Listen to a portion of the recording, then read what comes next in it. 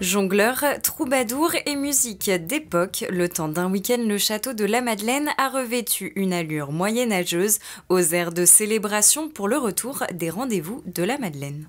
On a déjà eu l'artisanat, la médecine au Moyen-Âge, les Vikings l'année dernière et cette année, premier week-end de l'année, autour des arts et de la musique.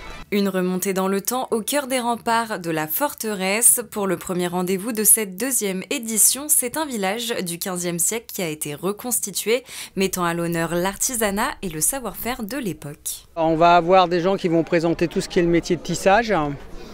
Des gens ont fait du jeu, donc des jeux d'époque qu'on va retrouver ici.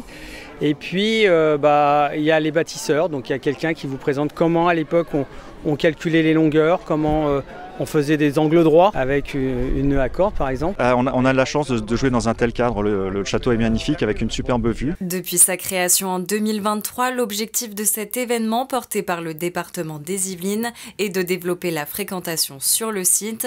L'année dernière, près de 121 000 visiteurs avaient franchi les portes du château. Mais je trouve fort sympathique. On a tous besoin de s'aérer la tête, alors ça peut être en marchant, mais ça peut être aussi en venant voir des petites choses organisées comme ça dans les villes. Et c'est très important.